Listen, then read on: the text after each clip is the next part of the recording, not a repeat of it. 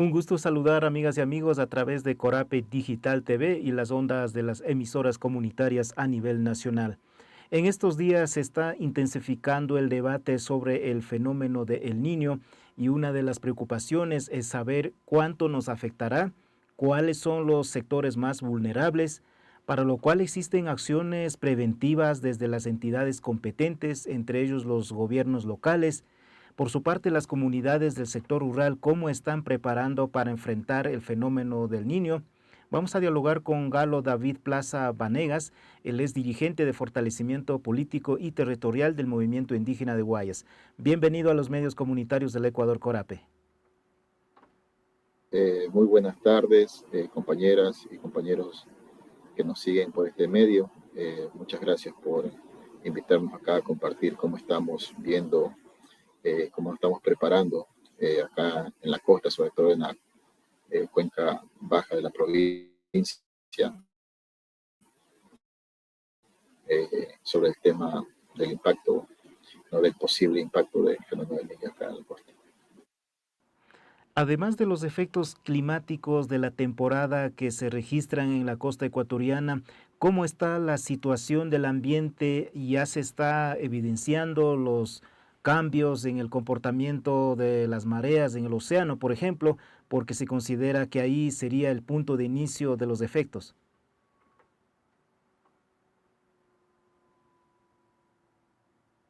Claro, recién este fin de semana estuvimos en la parte sur de Puná y ya se comienza a sentir prácticamente un clima o un ambiente, sobre todo lo que es esa zona, lo que es playas, en, en, en Gabao, lo que es Pozorca. Ahora, el calor que hace, ¿no? Y trae mucha humedad, ¿no? Y también ha hecho que proliferen incluso ciertas bacterias, incluso, porque no solo es el tema del cambio climático en términos de elevarse, ¿no? La temperatura, sino también es que dentro de esas condiciones de temperaturas también se reproducen ciertas bacterias que estaban inactivas en una temperatura determinada y hoy tenemos, por ejemplo, en Puná de ciertas bacterias que causan casi un tema como casi de parálisis, por ejemplo, parecido a una especie de derrame, pero realmente son bacterias que atacan el cerebro, por ejemplo, eh, herpes cerebral, eh, hay otros casos, ¿no? Eh, de algunos compañeros que están viendo cosas que no pasaban antes, que están sucediendo ahorita en las comunidades pesqueras. Entonces estamos cuidando realmente temas de salud, temas también de incremento del nivel del mar también, ¿no? Sobre todo en las comunidades del Golfo, que están sus comunidades en el lodo, ¿no? Porque son caletas de extractores de cangrejos que están al nivel del mar, no están por encima de la superficie. Entonces estamos viendo realmente cuál va a ser nuestro despliegue en términos de ver cómo con los gobiernos autónomos descentralizados coordinamos ciertas acciones, sobre todo el tema de la educación para la gestión social del riesgo, que eso no se ha trabajado, se especula mucho sobre el impacto. Acá hay estudios del SPOL, hay estudios de la CAF, ahí está revisando otro tipo de estudios, sobre todo sobre el impacto económico que va a causar, pero todavía no veo yo realmente un esfuerzo. Tal vez sea por no alarmar a la población. Yo veo que se está cuidando mucho la institución pública en que todos estos estudios pronósticos de que no sea un niño normal, sino sea un super niño, no cause tal vez esa conmoción social de cómo decir, sobre todo en el noroeste de Guayaquil, que es donde se está planificando el mayor impacto, y en los sectores agrícolas, como ustedes ya ven en el caso de Esmeralda, rural, o acá en las zonas arroceras y bananeras, es como que el tema de la preocupación es el tema más, ese es un posible alza de precios y una escasez de alimentos en esas zonas, pero también se está analizando de que muchas de las comunidades no están preparadas para esto, a pesar de que hemos tenido un terremoto, a pesar que nos vino una pandemia y a pesar que estamos con otra pandemia, que es la pandemia de la violencia, ¿no? Creemos que es oportuno ya hacer unas campañas de comunicación y que las instituciones estén educando para precisamente para que se le dé autonomía a las comunidades, organizaciones, para que ellos coordinadamente aprendan también a autocuidarse, ¿no? Hacer juntas de autoprotección en términos de gestión de riesgo, precisamente intervención y educación. Eso es lo que realmente nos preocupa en el momento. Parece que hay un silencio en eso. Yo creo que tal vez sería para no alarmar, pero sí, sin duda que es alarmante los pronósticos que se están haciendo, acá sobre todo en la costa, ¿no? Un pronóstico bien preocupantes. Tenemos que la prefectura está actuando en desasolves, en, en vías, mejoramiento de vías. Sobre todo lo que va a ser impactado son puentes, sobre todo siempre el fenómeno del Niño 82 se arrasó con puentes como el de Cerecita en 2 ocasiones, porque ya tal vez el fenómeno del Niño ya es una infraestructura vial, infraestructura agrícola como canales de riego, el tema de las inundaciones a grandes cultivos, entonces ya más o menos ya sabemos cuál es el impacto, pero parece ser que socialmente no estamos aprendiendo, o sea, estamos siempre asumiendo el costo económico y el costo social de esto, y porque la institucionalidad no ha avanzado organizativamente. Estas las organizaciones sociales realmente estamos planteando eso, ver cómo, de qué forma las organizaciones sociales aprovechamos estas coyunturas también que no se han visto, porque siempre las organizaciones sociales crecen con otro tipo de coyunturas, con las coyunturas políticas, o las coyunturas de paros nacionales, o otro tipo de coyunturas, pero este tema de crecer, porque también mucho se creció también en la pandemia, gestionando socialmente la pandemia, hubieron acciones sociales no de la vida, ¿no? de la gente de los barrios populares del noroeste de la ciudad de Guayaquil, la vida del campesino en términos de la pérdida de su cultivo y también las inundaciones tal como pasó en Esmeralda. Entonces nos preocupa la parte social del impacto del fenómeno. Perfecto, muy claro en esta parte de la exposición que has mencionado, Galo. Yo quisiera consultar, ¿existen diagnósticos o estudios técnicos actualizados que ayudarían a activar las alertas y las acciones preventivas por parte de las autoridades y también de la comunidad en general? Bueno, hasta ahora lo que yo he revisado, existen cualquier cantidad de estudios sobre el tema de la pérdida económica. Ese es el problema, que casi no hay estudios en términos de... Nosotros quisiéramos tener estudios sobre cuál es el avance, por ejemplo, de la cultura de resiliencia que debe haber, cuál es el avance en la cultura de gestión de riesgo, cuál es el avance de la participación,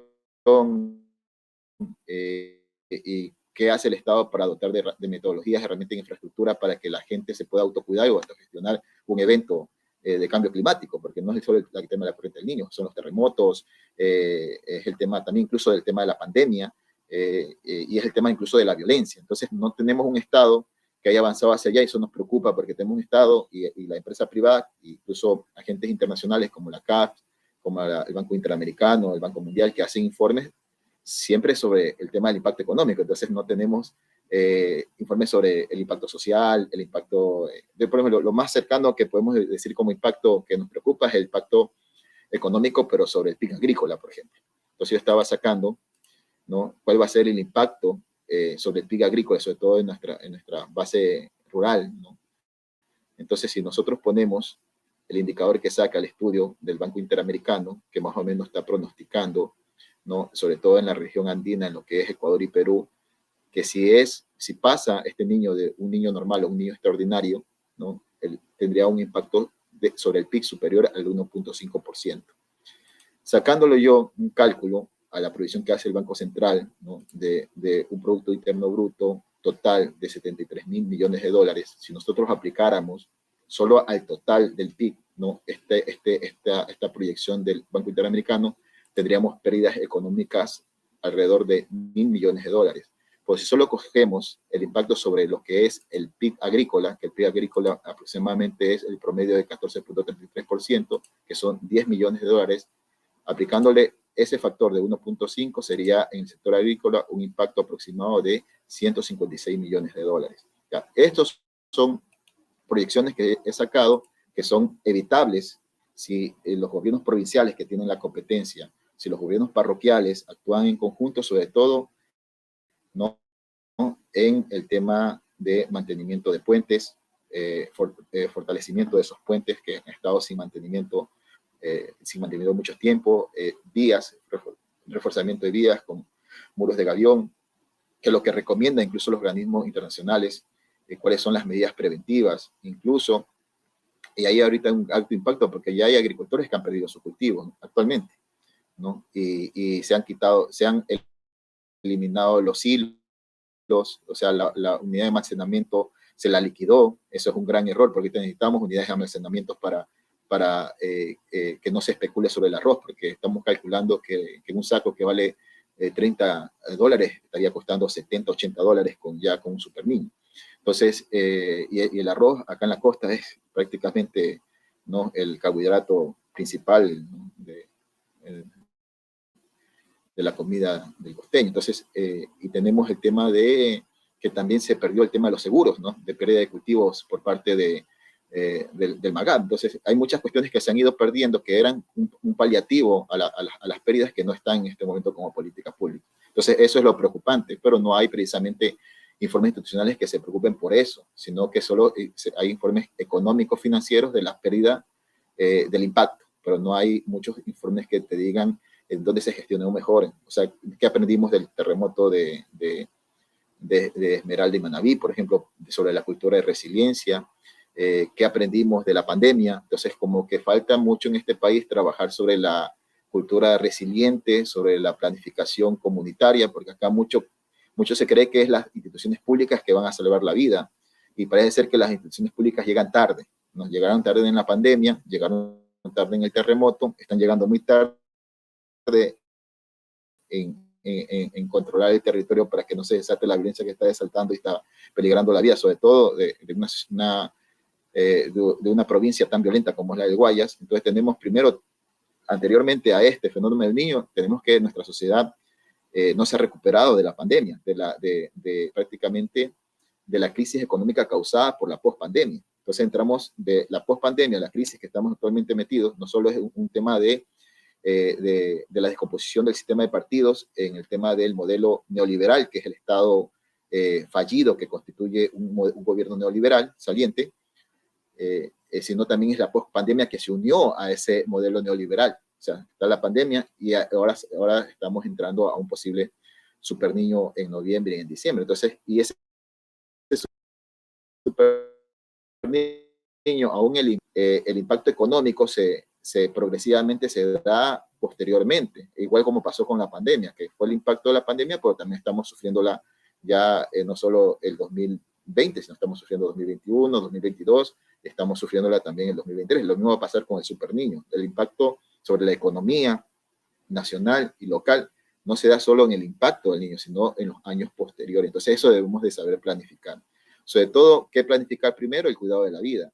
Entonces, las instituciones públicas deben ya de comenzar campañas de concientización, incluso la empresa con responsabilidad social debe también invertir en campañas de orientación y autocuidado, sobre todo en el tema de que las personas, antes de que llegue el Estado, porque hasta ahora está comprobado que el Estado llega tarde siempre a salvar la vida, en lo que sea, es que la gente se aprenda a cuidar, ¿no? La gente se organice. Entonces, ¿cómo? Acá sobre todo hay un fenómeno aquí en Guayaquil.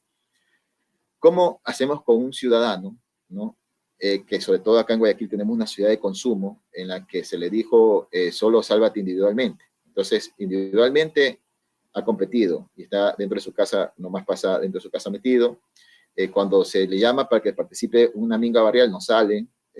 Solo a lo mejor sale a hacer actividades deportivas, pues no sale a temas que tengan que ver con interés común de cuidar el parque, por ejemplo, donde juegan sus niños. Entonces tenemos una sociedad de consumo donde está un ser educado solo para su individualidad.